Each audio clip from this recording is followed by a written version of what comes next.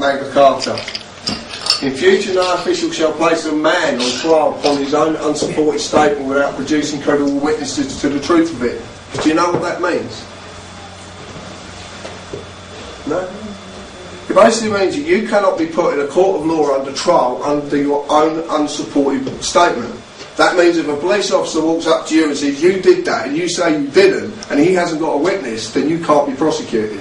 Because you can't, even if you say, yeah, I did it.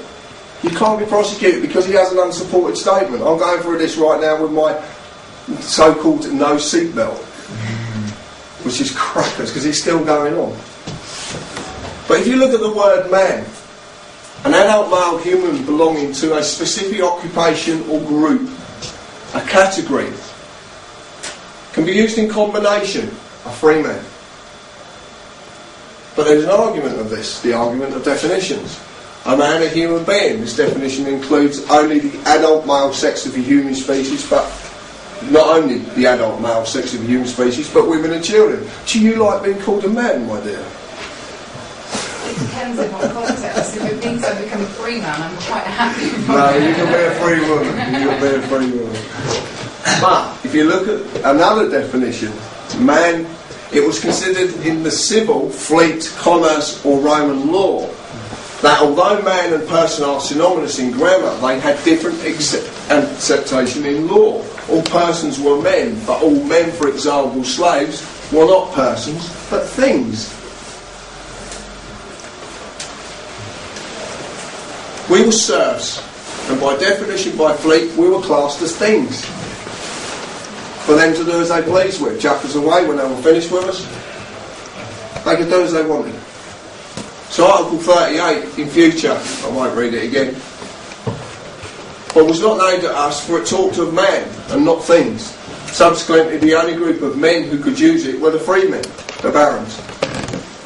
Article 39, no free man shall be seized or imprisoned or stripped of his rights or possessions or outlawed or exiled, or deprived of his standing in any other way, nor will we proceed with force against him or send others to do so, except by the lawful judgments of his equals or by the law of the land. Now there's a couple of things in this that I could have pointed out, because there's a law in there, just there, which is very interesting. This created trial by jury across the world. This is the article that created trial by jury. But the beginning of it gives you the clue. No free man. Article 40. To no one will we sell, and to no one deny or delay right or justice. The clue's in one. Of the same kind or quality. Exactly the same again. They're talking of a particular type of person. Article 45. We will appoint as justices, constables, sheriffs or other officials only men that know the law of the realm and are minded to keep it well. Realm, a community or territory over which a sovereign rules a kingdom. What law are they talking about? It doesn't say the law of the land, it says the law of the realm.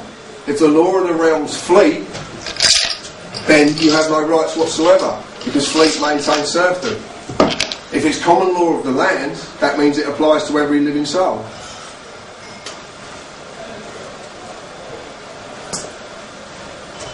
Do you still feel MC 1215 was right for us as people?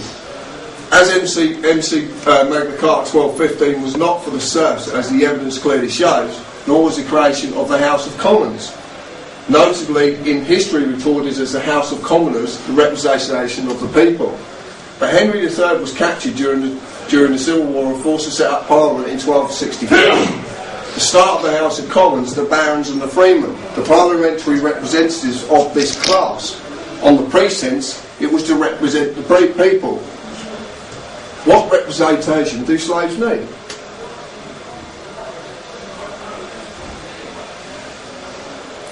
None. It's a simple question. None by their book. Exactly. Edward I formed the model parliament in 1295, bringing together the freemen. This is clear evidence of whom 1215 was really wrote for, and not 2 years later the truth really emerged. 1297 Magna Carta made it into the first fully fledged statute law and recorded on a statute roll and still there to this day, and you can check it out. There's only 3 parts left though. Only 3 parts left. In common law, it all exists. But in statute law, the 3 parts. That's all. It was reduced to 39 articles. This is when the statute law fleet took control of law, locking down the freemen and the barons. Because the monarchy didn't want these barons demanding Article 61 upon them at any time they could. So they decided to lock it down. And Article 61 was the first article removed in 1216 under a 9-year-old king. He was only 9, Henry III. Actually, Henry II. I'm wrong. Henry II. It wasn't Henry III. Where was I? This is when Edward I reinstated his dictatorship, using the barons to maintain the people were still enslaved, and in 1797 to make sure the barons did as they were told. The people thought they had representation, were duped into paying via taxes to maintain their master social dominance. The creation of society as we now know it, but 350 years later, the masters were to change. So Magna Carta 1215 was entrenched in common law of this country and maintained the people of this country would always be slaves living in a dictatorship under a king, queen or government, the socially dominant. To live under anybody, under any form of rules or regulations, is slavery. It's a dictatorship. It doesn't matter if it's the king, a queen, it doesn't matter if it's a republic, it doesn't matter if it's communism, it's all the same thing. It's slavery. Because I will lead into this later and I'll explain what I'm talking about. Magna Carta only protected the landowners and was wrote explicitly to do so. Magna Carta was the building block needed to create society. We all now suffer under, and Magna Carta 1297 was a statute needed to encapture the world. But it also gave Article 61, which gave us everything we need to reverse this and reverse it for good. But I'll more on this later. Well, what happened in 1290?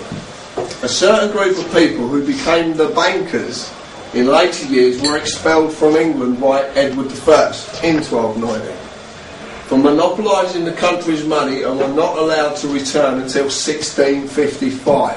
And you'll notice I've called them bankers. There's a big reason for that. I will explain afterwards, but not while I'm doing this. This is a very key point to remember. For this changed who would control society in later years. Right, we're going to jump a lot of years. And we're going to go into James I. James I took the throne of England, and it was also James VI of Scotland. And James I was a known Catholic. Before I carry on, I'm not into religion, so religion doesn't bother me in the slightest, but it's quite important about the history of this country. I just wanted you to know that. I don't care what religion people are. It doesn't bother me.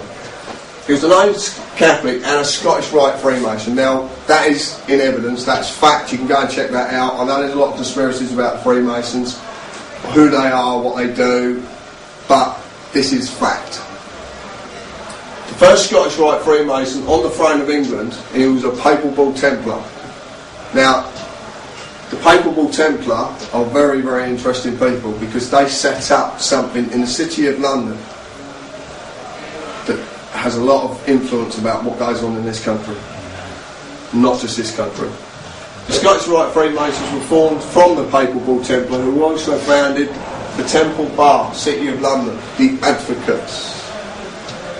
Authorised the translation of the King James Bible, found in all courts of law. If you open a King James Bible and read the introduction, you will find that Jesus Christ is in capitals. It means he's a fiction. First stage of integration to maintain a Stuart line would stay on the throne of this country. A Stuart line. A very important line.